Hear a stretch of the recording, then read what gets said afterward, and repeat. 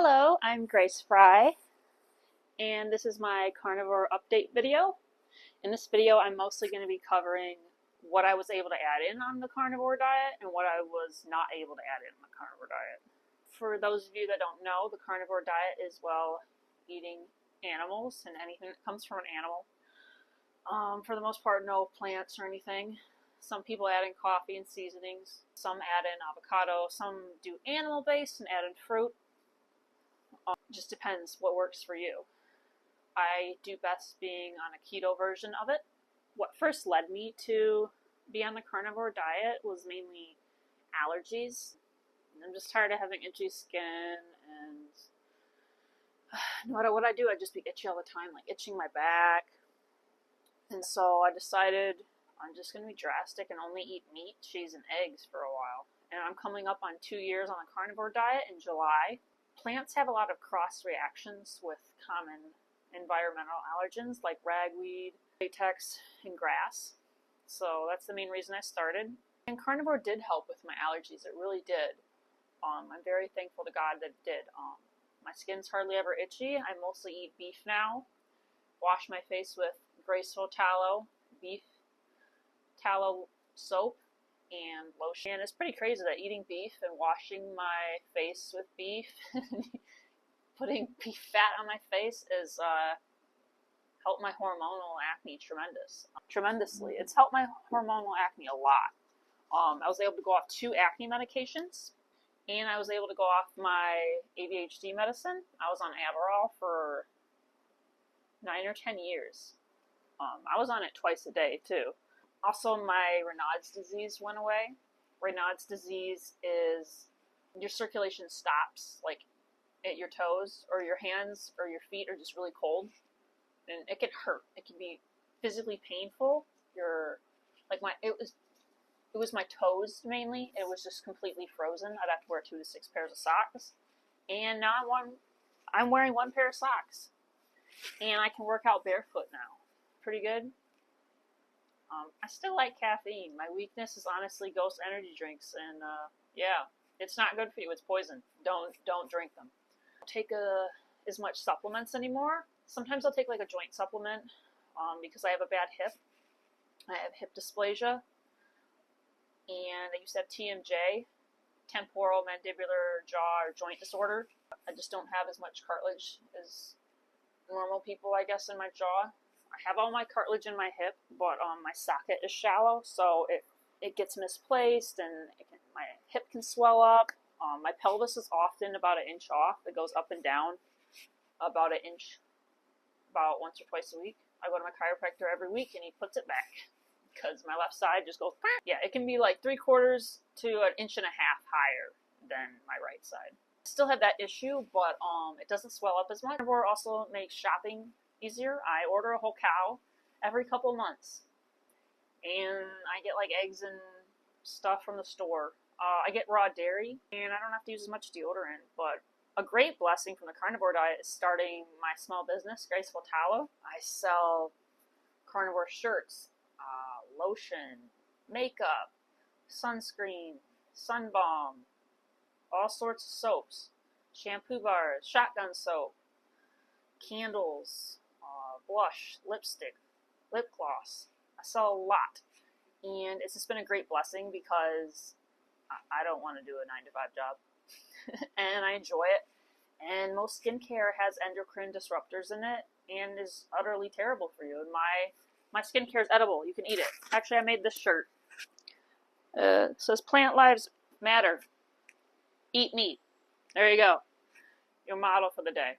The main reason I was making this update video is because I've been able to add some foods back into my diet, and then some foods I had to take out again. And I'm going to go over those with you today, what I was able to tolerate and what I wasn't. One game changer with the carnivore diet was switching from conventional dairy that's pasteurized and kills all the nutrients almost, and it kills all the enzymes in it. I switched to raw dairy. I never liked milk before, and I tried non-homogenized milk from Whole Foods. It was still pasteurized, and I'm like, this tastes good. Weird. So it kind of made me bloated, though. Raw milk is illegal in Michigan, even though you can, buy drugs legally. It doesn't bloat me. I'll do raw cheese for the most part. If I do like an egg bake, hamburger, pie bake thing, I will cook cheese on that. For the most part, I do raw.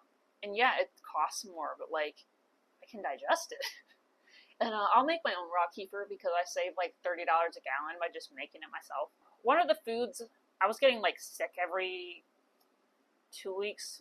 I don't know, I have bad allergies or oxalate dumping, whatever it was in the winter. And so, at the time I was married, and he's like, add some pineapple in. So I did try to add some pineapple in, but like, I like got heartburn and I like fruit.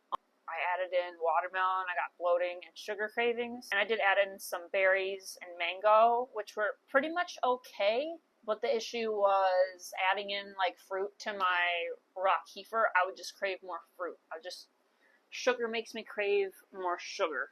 With my history of eating disorders when I was younger, better if I just abstain from sugar. My brain works better being in ketosis.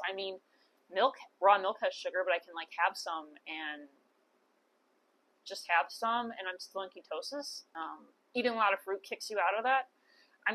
Cherries were really good, but like, I don't know, my brain just works better without the fruit. It tastes good, but it's not really worth it. And then I tried the sourdough thing. The thing with sourdough is it is a lot of work. It tastes good. Sourdough only tastes good if I put a ton of butter on it and like some garlic. So like, I don't like the taste of plain bread. I like the taste of plain meat, preferably with a little bit of salt. But yeah, I got bloated, acid reflux, some cravings. I just wanted a bunch of sourdough, but I only want it because like the butter and garlic is on it. Like I can just put butter and garlic and something else. And just that carb addiction. Yes, it's not for me. I've been able to have a little bit of Primal ketchup because that one doesn't have any added sugar and it doesn't have any fake sugar. Most sugar-free ketchup has fake sugar. But then again, there's lectins in tomatoes, so I try to have it very sparingly if I do it. And the Primal Kitchen barbecue sauces were like, okay, nothing to write home to mom about at all. Nothing to show to mom about or dad, like, it's like, whatever. If I have too much though, acid reflux. And I don't normally have like acid reflux, but like adding in foods, my body's just like, what did you put in me? And why did you do it? But what I was allowed to tolerate, my body let me tolerate good was avocados. Like that I'm keeping in. It's high fats, and it helps you stay in ketosis, and it's a lot of fat. And some organic pickles were okay. It's expensive to get the healthier ones. Like I just want vinegar, salt, and pickles. Like I don't want whatever else they put in them. And I've had some organic onions, which made me just crave more onions. It's not like, I don't know, they taste sweet, but it doesn't make me crave a ton of other stuff. Overall, with adding in foods, I'm just gonna mostly stick to the carnivore diet. I eat mostly beef. I eat like 1 to 2 pounds of beef a day, and eggs, and a little bit of raw cheese and some raw milk. That's the bulk of my diet. And I just feel better doing that. And then I've added in some avocado and onions lately, and that's been pretty good. And I have some questions people have posted for me to answer. And if you have any other questions, please leave them in the comments below and I'll answer them. One person said, I would like to hear if you were able to add some things back in that you used to not be able to tolerate, but you can tolerate after healing, like your gut on carnivore. No, not really. I didn't have like severe reactions to a lot of foods before or anything. Like my throat would get scratchy if I had like yellow melon, but I'm just not going to try yellow melon. It's just not worth it. But overall, not really, but I just feel better. And, well, now I like milk, and I didn't used to like milk, which is weird.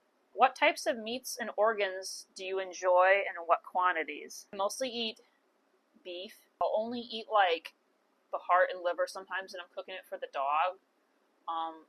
Bullseye's mostly raw carnivore, but he likes his liver seared. Sometimes he's stubborn and he wants a burger seared or something, but I'll do like a rare burger or a rare steak for him or something. I buy a whole cow to cut down on costs. I wouldn't say I've done that many exotic cuts. I should eat more liver.